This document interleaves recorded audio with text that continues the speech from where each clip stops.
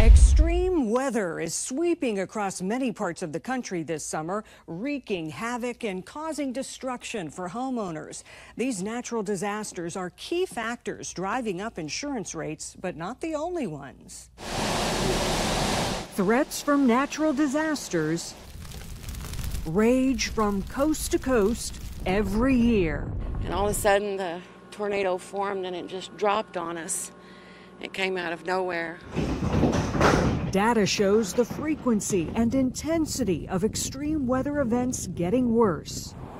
And homeowners are paying the price, with some insurance companies even bailing out on coverage in high-risk areas. It's bad for consumers. Absolutely is bad for consumers. What it comes down to is a lot of these carriers are saying we no longer want to accept risk in this state. Most recently, State Farm and Allstate, two of the nation's biggest insurance carriers, stopped writing new policies in California, citing the severe hazard of wildfires. That follows a similar pullback by several companies in hurricane-vulnerable Florida, setting homeowners up for skyrocketing rates. All of a sudden, we got the premium this year, and he opened up the mail, and it was up 100% year over year. 100%? It went from $2,000 to $4,000. What was your reaction? Well, we're stunned. Back in the day, my father Vince Arcuri's 86-year-old dad couldn't believe it when he got the bill to renew his insurance on his 1,100-square-foot home in Tampa. It was like double. I live on Social Security, and it's just too much money. Homeowners across Florida are getting hit with similar increases, driving some to take drastic measures. All of a sudden, things have gotten out of control. Homeowner Larry Bendick made the decision to cancel his coverage last fall when his premium went up $1,200. So you made a pretty big decision to go self-insured. Yes. Was that a hard decision? I mean, that's a little risky. Even if something happened, I would still get stuck with a big bill anyway. You know, it didn't make sense to pay that premium and in the end, get very little in return. Despite the insurance crisis playing out here in Florida and in California, these high disaster states are actually not considered the most expensive for property insurance in the country. That dubious distinction belongs to states in Tornado Alley.